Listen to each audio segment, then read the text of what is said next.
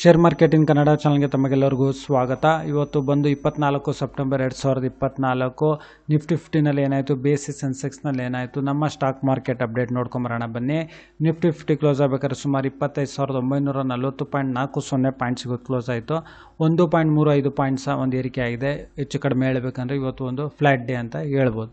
ಅದೇ ರೀತಿ BSE ಸೆನ್ಸೆಕ್ಸ್ ನೋಡೋದಾದರೆ ಸುಮಾರು 14.57 ಪಾಯಿಂಟ್ಸ್ಗಳ ಒಂದು ಇಳಿಕೆ ಕಂಡಿದೆ. ಇದನ್ನು ಅಷ್ಟೇ ಒಂದು ಫ್ಲ್ಯಾಟ್ ಡೇ ಅಂತ ಹೇಳ್ಬೋದು. ಯಾಕೆಂದರೆ ಇದಿಷ್ಟು ದೊಡ್ಡ ಪಾಯಿಂಟ್ಸ್ಗಳಿಗೆ 14 ಪಾಯಿಂಟ್ ಅಂತ ಹೇಳಿದ್ರೆ ಒಂದು ಕಡಿಮೆ ಪಾಯಿಂಟ್ಸ್ ಇದು. 84,914.04 ಪಾಯಿಂಟ್ಸ್ಗಳ ಒಂದು ಪಾಯಿಂಟ್ಸಿಗೆ ಇವತ್ತು BSE ಸೆನ್ಸೆಕ್ಸ್ ಕ್ಲೋಸ್ ಆಗಿದೆ.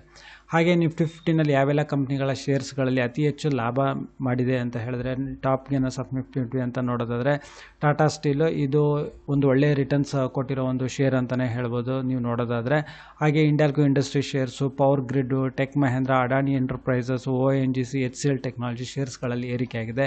ಹಾಗೆ Wipro, Bajaj auto, Mahindra and Mahindra, JSW steel, coal India, Tata motors, HDFC bank ಶೇರ್ಸ್ಗಳಲ್ಲೂ ಏರಿಕೆ ಆಗಿದೆ.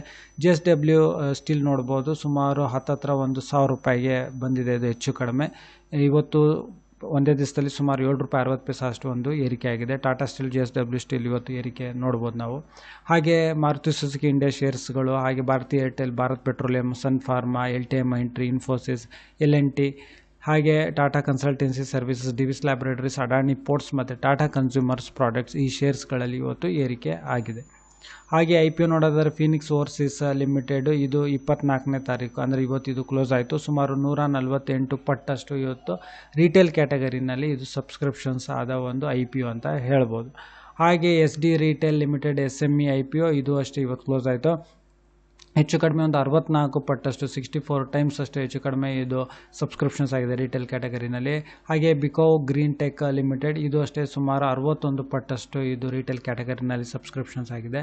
ಹಾಗೆ ವೂಲ್ 3D ಇಂಡಿಯಾ ಲಿಮಿಟೆಡ್ ಇದು ನಾಳೆ ಕ್ಲೋಸ್ ಆಗೋದು. ಇವತ್ತು ನೋಡೋದಾದರೆ ಹೆಚ್ಚು ಕಡಿಮೆ 89.44 ಪಟ್ಟಷ್ಟು 89.44 ಟೈಮ್ಸ್ ಅಷ್ಟು ರಿಟೇಲ್ ಕ್ಯಾಟಗರಿನಲ್ಲಿ ಇದು ಸಬ್ಸ್ಕ್ರಿಪ್ಷನ್ಸ್ ಆಗಿದೆ. ಒಂದು ಒಳ್ಳೆ ಡಿಮ್ಯಾಂಡು ತೋರಿಸ್ತಾ ಇದೆ ಇದು. ಹಾಗೆ rapid valves India limited SME IPO ಇದು ಒಂದು 15.67 ಪಟ್ಟಷ್ಟು ಒಂದು ಸಬ್ಸ್ಕ್ರಿಪ್ಷನ್ಸ್ ಆಗಿದೆ ರಿಟೇಲ್ ಕ್ಯಾಟಗರಿನಲ್ಲಿ. ಇದು ಕ್ಲೋಸ್ ಆಗೋದು ಹೆಚ್ಚು ಕಡಿಮೆ ನಾಳೆ ಇದು ಕ್ಲೋಸ್ ಆಗುತ್ತೆ.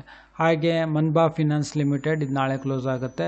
ಇದು ಹೆಚ್ಚು ಕಡಿಮೆ ಇದಕ್ಕೊಂದು ಒಳ್ಳೆ ಡಿಮ್ಯಾಂಡ್ ಇದೆ. 70% ಒಂದು 70 ಟೈಮ್ಸ್ ಅಷ್ಟು ಇದು ರಿಟೇಲ್ ಕ್ಯಾಟಗರೀಸ್ನಲ್ಲಿ ಇದು ಸಬ್ಸ್ಕ್ರಿಪ್ಷನ್ಸ್ ಆಗಿದೆ. ಸೊ ಈ ವಿಡಿಯೋ ನೋಡಿದ್ದಕ್ಕೆ ತಮಗೆಲ್ಲರಿಗೂ ತುಂಬ ಧನ್ಯವಾದ. ದಯವಿಟ್ಟು ವಿಡಿಯೋನ ಲೈಕ್ ಮಾಡಿ, ಶೇರ್ ಮಾಡಿ, ಕಮೆಂಟ್ ಮಾಡಿ, ಚಾನಲ್ನ ಸಬ್ಸ್ಕ್ರೈಬ್ ಮಾಡಿ. ತಮಗೆಲ್ಲರಿಗೂ ತುಂಬ ಧನ್ಯವಾದ.